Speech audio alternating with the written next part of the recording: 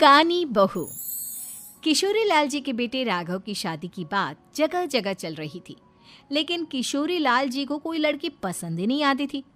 और उसकी एक ही वजह थी, किशोरी लाल जी का लालची होना। उनको लड़की वालों से मोटा दहेज चाहिए था और इसी चक्कर में एक दिन वो एक बहुत पैसे वाले के घर अपने बेटे का रिश्ता लेकर पहुंचे। उस आदमी का नाम था ओम प्रकाश। देखिए किशोरी लाल जी, मेरी एक ही बेटी है और मेरी सारी संपत्ति जायदाद सब कुछ मेरी बेटी नैना का ही है। पापा, नाम से लगता है बहुत खूबसूरत होगी। कितना अच्छा नाम है ना, नैना। ओ, वैसे बात तो सही है आपकी। अब इतना पैसा है, जमीन जायदाद है, इकलौती बेटी, आप भी क्या करेंगे? सब कुछ उसे ही देंगे ना। बिल्कुल ठीक पहचाना आपने। बस बेटी की शादी और सारी जायदाद उसके नाम। पापा, बिना देखे हाँ कर दीजिए ना। इतना अच्छा रिश्ता फिर कहाँ मिलेगा? माला माल हो जाएंगे हम। मैं अपनी बेटी को बुलाता हूँ। अरे नहीं नहीं नहीं नहीं, आपकी बेटी का नाम नैना है, सुनकर ही लगता है बहुत सुंदर होगी। रहने दीजिए अंकल, मैं तो आपकी बेटी के नाम से ही इतना खुश हो गया हूँ कि उसे बिना देखे शादी करने को तैयार हूँ। अब तो मैं उसका चेहरा सीधे शादी के बाद ही देखूंगा। और इस तरह राघव नैना का चेहरा नहीं देखता और उससे शादी कर लेता है। शादी के बाद अपनी सुहाग रात पर जब राघव नैना का घूंघट उठाकर देखता है तो नैना की आंखें बंद थी।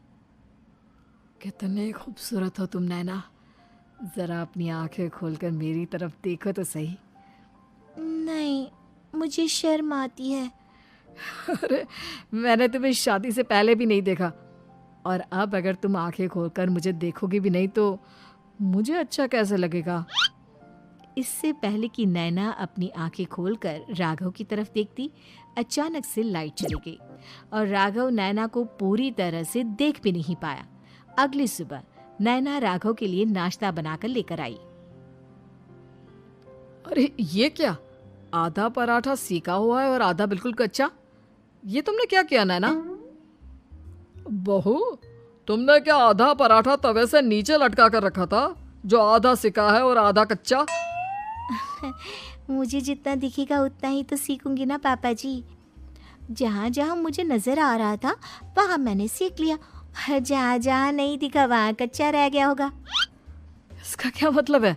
ये कैसा मजाक कर रही है तुम? अरे बहू, तुमने इतना लंबा घूंघट क्यों लगाया हुआ है? देखो, हमारे घर में बहुओं को बेटी की तरह रखा जाता है, और फिर तुम तो इतना सारा माल लेकर आई हो। देखो, ये घूंघट डालकर रखने की कोई ज़रूरत नहीं है। हाँ नैना, पापा जी ठीक कह रहे हैं, तुम तो आराम से रहो, अपना ही घर समझो। नैना अचानक से अपना घूंघट उठा लेती है। अरे ये क्या पापा, नैना की तो एक आंख फूटी हुई है। नाम से नैना, लेकिन ये तो कानी बहू निकली। मेरे साथ धोखा हुआ है, धोखा। बिना दिखाए अपनी कानी लड़की मेरे संग ब्याह दी। मुझे कानी बीवी नहीं चाहिए। मुझे अभी ओम प्रकाश जी से बात करनी पड़ेगी। आखिर उन्होंने मेरे साथ ऐसा किया क्यों?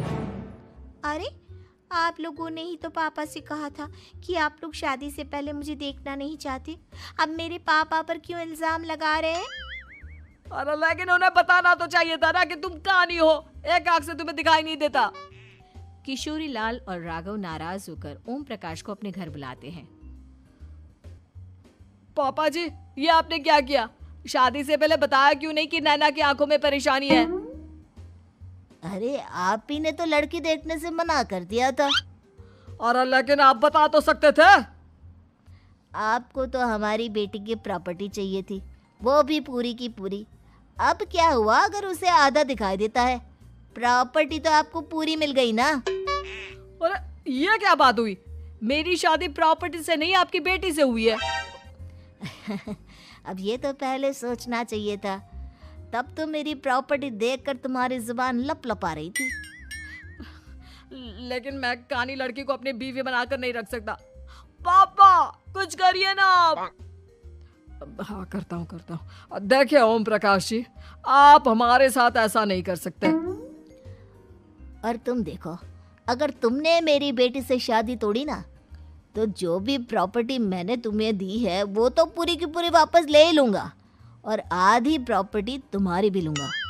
अरे मेरी आधी प्रॉपर्टी भला क्यों लेंगे आप? इसलिए क्योंकि मेरी बेटी को आधा नज़र आता है और उसकी नज़र अभी तक तुम्हारी आधी जायदाद पर ही पड़ी है। अब तुम उसे घर से निकालोगे तो कुछ तो लेकर जाएगी ना। और अगर हम आपकी बेटी को अपने घर की बहू बनाकर रखे तो? तो तुम्हारी पूरी प्रॉपर्टी तुम्हारी ही रहेगी, और जो मैंने तुम्हें दिया है ना, उसमें से बस मैं आधा लेकर जाऊंगा। अरे लेकिन अब आप अपनी दी हुई प्रॉपर्टी में से आधी वापस क्यों लेकर जाएंगे? अगर मैं आपकी बेटी को अपनी पत्नी बनाकर रखने को तैयार हूं तो? इसलिए ताकि भविष्य में अगर तुम मेरी बेटी को धोखा दो तो उसके पास कुछ तो रहे जो पति का हो। वैसे मेरे पास तो बहुत कुछ है, लेकिन अपने पति की कोई निशानी तो उसके पास होनी चाहिए ना। अब अगर तुमने मेरी बेटी को कहानी कहा तो तुम्हें प्रॉपर्टी भी कहानी ही मिलेगी, पूरी नहीं। जमाए राजा। किशोरी लाल और राघव समझ चुके थे कि वो बुरी तरह फंस चुके हैं और अब उनके पास वहां से निकलने का कोई चारा नहीं है। अब समझ में आया ना, लालच बुरी बला होती है। एक तो तुम्हें प्रॉपर्टी मिली, ऊपर से बीवी मिली, उसमें तुम्हें नखरे भी दिखाने हैं। आए बड़े, चुपचाप बैठो दोनों। कुछ दिनों के बाद नैना राघव की कार लेकर बाजार घूमने निकलती है और जब कार लेकर वापस आती है, ये क्या? एक तरफ से मेरी गाड़ी पूरी खराब हो चुकी है। लगता है तुमने मेरी गाड़ी को किसी दूसरी गाड़ी के साथ एक्सीडेंट किया है। अरे अरे कितना बड़ा नुकसान कर दिया तुमने बहू। वो क्या है ना पापा जी, मुझे एक आंख से दिखाई नहीं दे रहा था, सामने से गाड़ी आ रही थी। मुझे तो सिर्फ आधा ही दिखाई दिया और वो गाड़ी मेरी कार से रगड़ते हुए निकल गई। अब मैं क्या करूं बताओ? आप इसे ठीक कराने के पैसे कौन देगा? तुम्हारे पापा। तुमने मुझसे इस तरह से बात की? अभी रुको। नैना राघव की शिकायत ओम प्रकाश को कर देती है। देखो राघव, अब जो मेरी आधी प्रॉपर्टी तुम्हारे पास थी ना, उसमें से आधी और मैं लेकर जाऊंगा, क्योंकि तुमने मेरी बेटी को डांटा। अरे नहीं नहीं पापा जी, गलती हो गई, माफ कर दो। गलती की तो कोई गुंजाइश ही नहीं। अगली बार मेरी बेटी को डांटा तो बची हुई आधी में से आधी और ले जाऊंगा।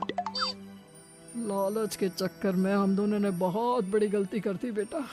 एक तो तुम्हें कानी बहू मिली और ऊपर से जो माल मिला वो भी काना।